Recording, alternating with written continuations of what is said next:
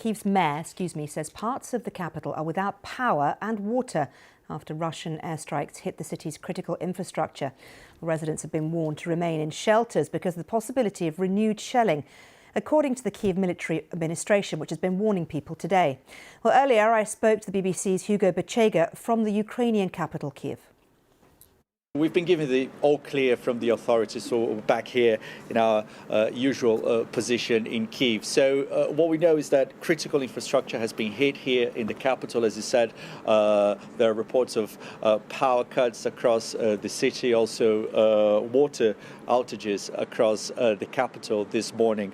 There have been attacks also reported in the city of Kharkiv, which is the country's second largest city in the northeast of the country. The mayor just moments ago described the situation as quite complicated in the city. And in Zaporizhia in the south, again, critical infrastructure was hit, and again, power cuts have been reported in the city of Zaporizhia. And we had reaction from the country's foreign minister, Dmytro Kuleba, who said, instead of fighting on the battlefields, Russia fights civilians. And it seems to be part of the strategy here. Russia has been attacking civilian infrastructure across the country for weeks ahead of winter. So there is a lot of concern here that because of these attacks, the system is not going to be able to cope. This is a country where the temperatures can drop to -15, -20 degrees Celsius.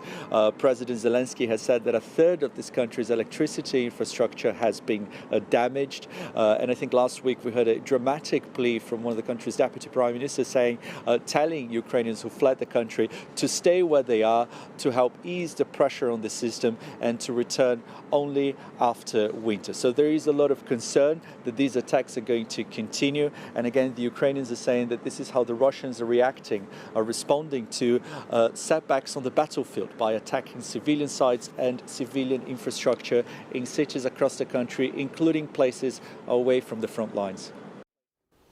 Well, joining me now is Charlie Salonius Pasternak, a leading research fellow at the Finnish Institute of International Affairs. It's good to talk to you, Charlie. Let me ask you first of all, this renewed targeting of civilian infrastructure, what does it tell us about what the Russians are thinking right now?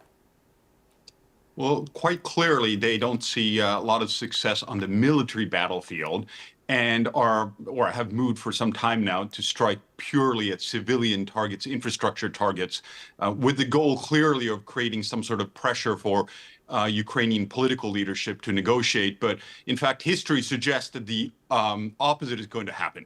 Ukrainian population are just going to strengthen in their determination not to give in. And so you're saying that even if they do target these parts of civilian infrastructure, it has the opposite effect? That is what research literature frequently suggests. There has been for a century this idea that you can bomb the civilian population into submission. But of course, people living in London know very well from previous wars that this isn't the case. It's of course also important to note that these are war crimes. It is completely illegitimate to strike targets like these with the express purpose of injuring civilians or civilian infrastructure. So where does this leave the West in terms of its supply of munitions, of anti-drone, anti-air defense systems? How key are they now to be continued? Very key. I mean, what we're seeing now is, of course, helping, and you certainly have to take Ukrainian claims from this morning of having shot down 44 out of 50 drones or missiles with a grain of salt. But there is success. One can only imagine if arms supplies in terms of anti-air systems, for example, were to end or diminish, what damage even 50 strikes could do as opposed to maybe half a dozen or a dozen that got through. Let's talk about the bigger picture now and the nuclear wargaming, the language we've been seeing coming from the Russian side. How worrying is that? Very worrying. Of course, the exercises we've seen both on the Russian side, GROM, and then NATO Steadfast, were planned well in advance, and we know that each side has told the other side of this. So they're kind of a separate path, but certainly into the public discussion and consciousness, these things are certainly interlinked. and nuclear weapons have been discussed in a way that probably not since, well, the Cuban Missile Crisis in the early 60s.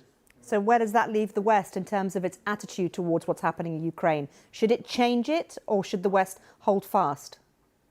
I think it is imperative to hold fast. If the West now is collectively seen to be weak, stops supporting Ukraine, Russia, but also every other country like it, every authoritarian country is going to say, we need nuclear weapons, and then we can blackmail whatever we want, whenever we want from the West. And that would be obviously a terrible signal to all of us. OK, Charlie, it's been good to talk to you. Thank you very much.